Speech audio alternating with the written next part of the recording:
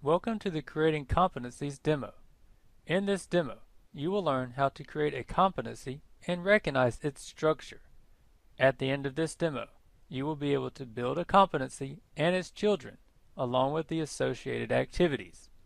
First, log in to your D2L Brightspace account and go into your course. On the course navigation bar, click on the Other Tools drop-down menu. Then choose the Competencies link. Notice that you have the option to view your current competency list under the Browse section.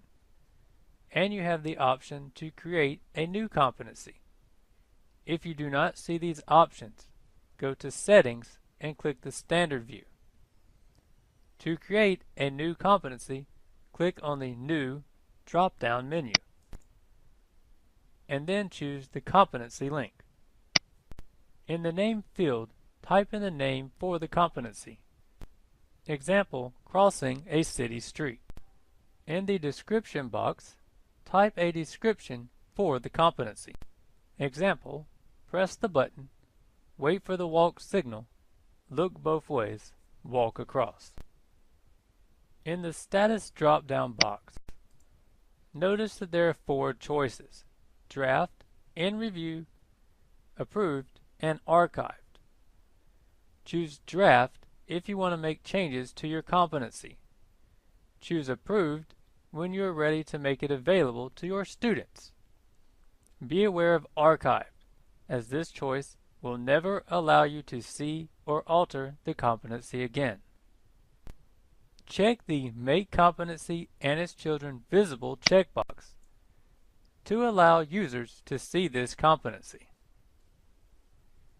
Check the Allow Reevaluation of Users checkbox if you want the system to reevaluate users if you make a change to the competency. Click the Save button. Next, click on your new competency. At the top of the page, click on the Structure button and the Edit Structure tab.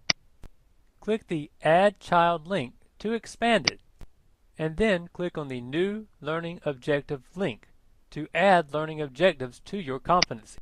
In the name field, type in the name of the learning objective. Example, press Signal button. In the description box, type a description of the learning objective. Example, cover different types of signals, including those for the blind. Under Enforced Assessment Method, choose No. If you choose Yes, then you can only meet the activity using the checked boxes, and you would have to delete this to change it. Under Ready for Evaluation, choose Yes. This leaves the activity ready when you are ready to change the competency from draft to approved. Click the Add button. Repeat this process until you have created all of the learning objectives for this competency. When you're finished, click on one of the new learning objectives. Then click the Structure button and the Edit Structure tab. Click the Add Child link and then click on Incorporate Activities link.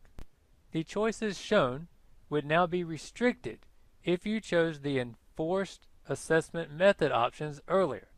I didn't choose that, so I have all of the choices available to me.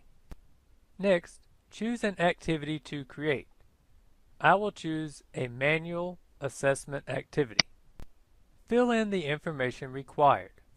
Name, select the rubric, and the criteria for passing this activity. If you don't have any rubrics, you will need to create one. If you need help creating one, please visit the Creating Rubrics demo.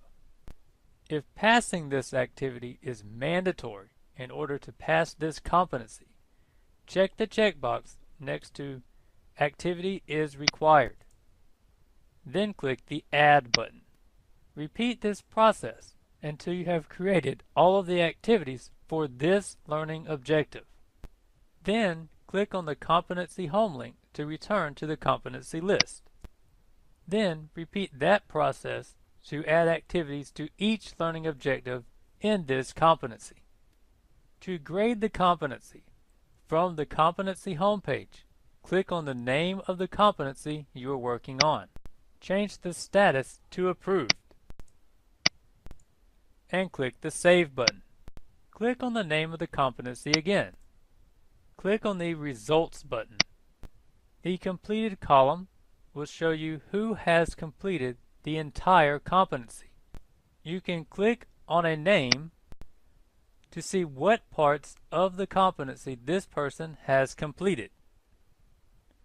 Click the Close button when you are finished. If you believe the person is competent, you can manually mark this competency complete for them by checking the box next to their name and clicking the check mark at the top of the column. Note that when you do this manually, there is a red asterisk next to the check mark to show that it was manually changed. You have now successfully created a competency. You can now unlock content or assessments, etc. based on the activity or competency having been completed, using the release conditions under the Restrictions tab in a tool.